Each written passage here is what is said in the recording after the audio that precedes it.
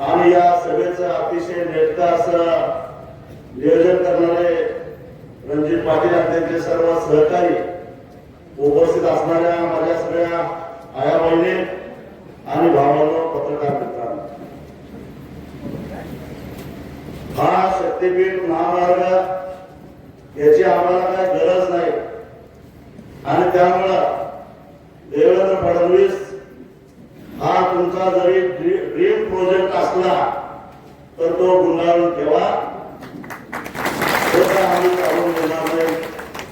गेली 2 वर्षे आम्ही तुम्हाला चालून दिलेलं नाही आणि पुढे सुद्धा चालून देणार नाही.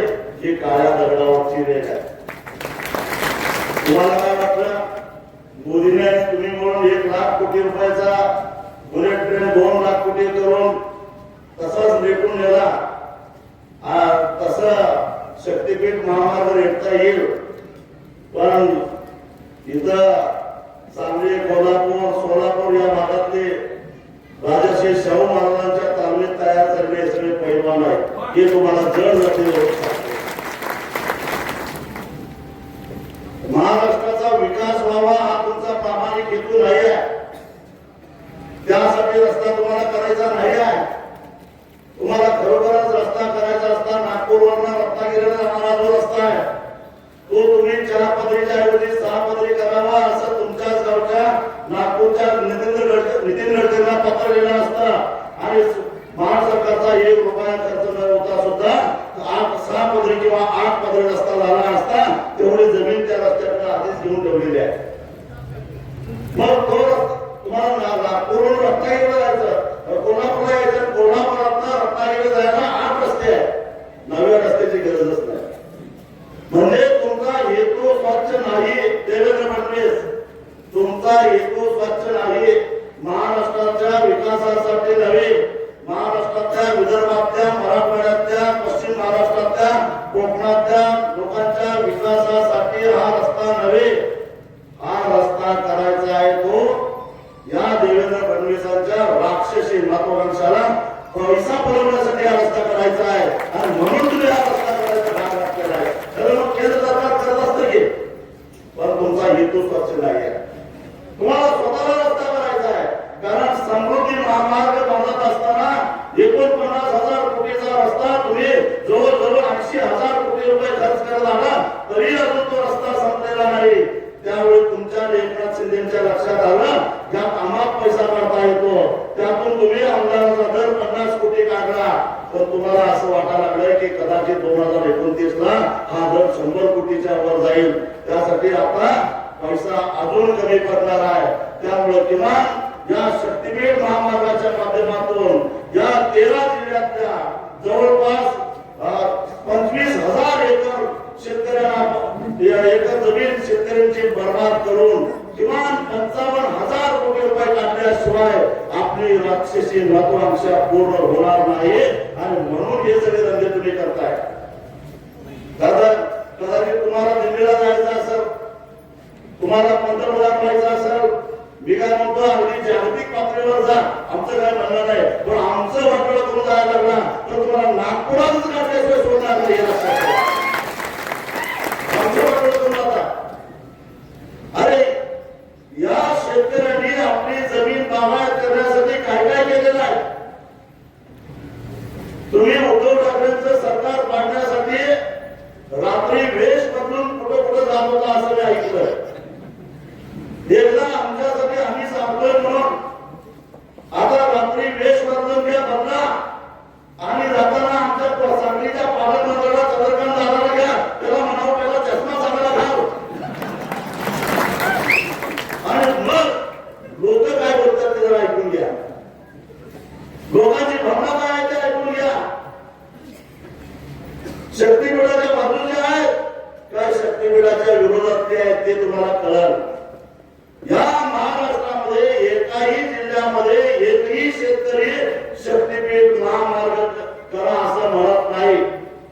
अहो यांना लाज वाटली पाहिजे. देवा धर्माचं नाव घेऊन जे शक्तीपीठ करायला निघालेले आहेत, ज्या संत सावता माळेने कांदा मुळा भाजी माझी आवडी उठाई म्हणतात, त्या सावता माळेचं जे गाव आहे अरण, त्या अरण गावातली 600 एकर जमीन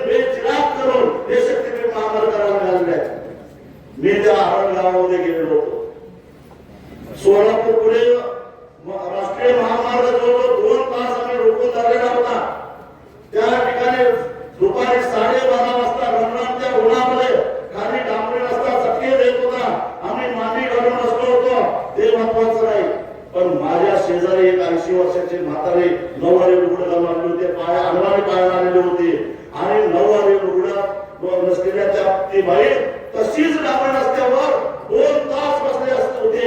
त्या बाईला काय घटना झाली असतील एवढा विचार करा. पण त्या माऊलीनं सांगितलं की माझी 2.5 एकर सगळी जमीन याच्यामध्ये जाणार आहे. माझी नातवंड काय करतील, माझी पोरं बाळं काय करतील, माझी पुढची पिढी काय करतील, म्हणून मी या ठिकाणी ह्या रस्त्याच्या रक्षणासाठी आलोय, माझ्या जमिनीच्या रक्षणासाठी आणणार. अरे एका शेतकऱ्याला भेटीला लावून तुम्ही तुमची महत्व विचारता, तुम्ही पैसा कमवताय, तुम्ही आता काय शेण खायचं आहे ते बुलेट ट्रेन मध्ये खा, तुम्हाला काय शेण खायचं आहे ते ह्याच्यामध्ये खा. 12 वर्षापूर्वी जो कुंभमेळा 2,500 कोटी मध्ये झाला, आता 35,000 कोटी रुपये काय याचा हिशेब. आणि कृपा बाहेर पडायला लागल्या की तुम्हाला कुठल्या काम पाहिजे, टक्केवारी किती, याच्या कृपाला बाहेर पडायला लागल्या. म्हणजे यांना देवा धर्माच्या नावाला सुद्धा पैसे खायचे धंदे सुरू केलेले आहेत.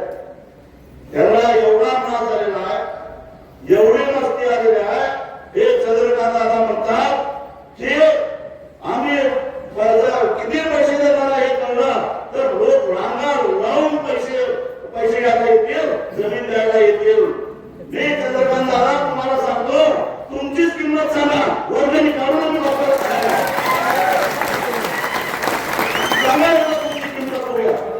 दादा बघूनच जमले काय या दादाची किंमत आहे, त्याला भरवून टाकूया. मग पैशाची मस्ती पुन्हा पाहिजे ते बघूया. दादा मस्तीची भाषा आमच्यावर काय नाही की तुमची होती काम आणि काय कुठली भाषा बोलताय तुम्ही. अरे सरकारमध्ये आहात तुम्ही, म्हणजे काय तुम्ही आमचे मदत झाला का, तुमच्या बापाचा पैसा आहे का. आम्ही सामान्य माणसं कर रुपयाला पैसा गोळा करून तुमच्याकडे देतो तो विकास काम करायला. अरे तुम्हाला लाजा वाटल्या पाहिजेत. या लोकांनी गेल्या 1 वर्षभरामध्ये 850 जिल्हा परिषदच्या शाळा बंद पाडल्या. आमची सगळ्यांची पोरं जिल्हा परिषदच्या शाळेत जातात, म्हणजे आमची पोरं शिकता कामा नये. कारण यांना त्यांचा जंगल भाग पोसायला, यांना घरगडी पाहिजे, यांना ड्रायव्हर पाहिजे, यांना मोलकरी पाहिजे. पोरं आमची शिकली नाही तर ते काम करणार आहे. आणि म्हणून आज यांनी जे पटसंख्येची अट लावलेल्या त्या अटीमुळे पुढे भविष्यामध्ये 18,000 शाळा बंद पडण्याच्या मार्गावर आहे.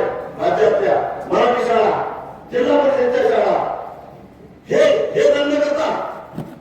कुणाचा विकास करायला लागला तुम्ही. आज तुम्ही शेतकऱ्याचा 7 बारा कोला करायचा म्हटल्यानंतर तुमच्या अटी, तुमच्या शर्ती, तुमचा निकास. आणि मग मी तुम्हाला सांगतो, चंद्रकांत पाटील, देवेंद्र फडणवीस, माझ्या प्रश्नाचं उत्तर द्या. 2016 ते 2026 या 10 वर्षामध्ये NCLT-ला या महाराष्ट्रातल्या 40,000 कंपन्यांची जे कर्जाची विल्हेवाट लावली, त्याच्यामध्ये जी 13 लाख कोटी रुपयाची कर्ज थकीत होती ती फक्त 4,35,000 कोटी मध्ये तुम्ही सेटल केली. त्यावेळी निकष कुठे गेले होते तुमचे, त्यावेळी तुमचे नियम कुठे गेले होते. ज्या गेल्या 10 वर्षामध्ये उद्योगपतींची तुम्ही 16 लाख कोटी रुपयाची कर्ज रद्द केली, त्यावेळी तुमचे नियम कुठे गेले होते. आणि शेतकऱ्याचा मुद्दा आला की आला यांचा निकास, आला यांचा नियम, आला यांचा अभ्यास. का लाज वाटते शेतकऱ्यांचा. आणि आज त्या शेतकऱ्याला तुम्ही बेदखल करताय, जमिनीतून हद्दपार करताय, हे आम्ही चालून देणार नाही. केवळ आमच्या जमिनीचा हा प्रश्न नाही आहे, कारण यांच्यामध्ये काय दम आहे आम्हाला माहिती आहे. त्यांचा दम असता तर त्या अलमट्टीच्या धरणाच्या उंचीला यांनी विरोध केला असता. जे धरण आज आम्हाला महापुराच्या खाईमध्ये सातत्याने रोडत आहे. 2004 सालापासून स्वर्गीय आबाबाबा यांनी सातत्याने या अलमट्टीच्या धरणाच्या बाबतीत लढत आलो, बोलत आलो. त्यावेळी आमची चेष्टा करायला लागली. पण IIT रुडकीला सांगितलं की कृष्णा नदीच्या उपनदीच्या पाण्याच्या पात्रामध्ये जे अडथळे निर्माण झाले आहेत त्यामुळे सांगली कोल्हापूरला पूर यायला लागला, हे आता सिद्ध झालेलं आहे. का नाही त्यांना विरोध करत तुम्ही, का त्याच्या उंचीला विरोध करत नाही, का मागणीच्या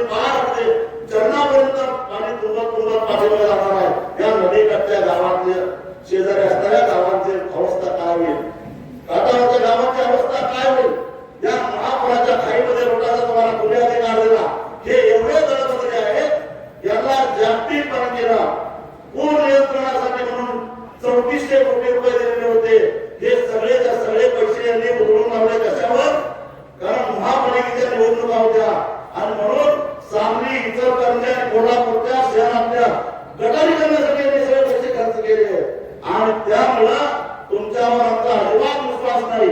विकासाचा बोलगा पांघरून या महाराष्ट्रावर तुम्ही जो दरोडा टाकू पाहताय तो दरोडा आम्ही टाकून देणार नाही हे ध्यानात घ्या आणि वेळ प्रसंग पकडा तर ही लढणारी जनता आहे तुम्हाला गाठल्याशिवाय सोडणार नाही एवढा विचार. पण दुसरा भाषण करून प्रश्न सुटणार नाही. खऱ्या अर्थानं या शक्तीपीठ महामार्गाला रद्द करायचा असेल हद्दपार करायचा असेल तर गावागावामध्ये विरोध व्हायला पाहिजे. रस्ता व्हायला पाहिजे म्हणणारे जे काही जमात आहे जे काय भांडे प्रत्येक गावामध्ये तयार होणार आहे त्यांना काही ना काही त्यांच्या म्हशीला खरकट लागणार आहे हे लक्षात ठेवा.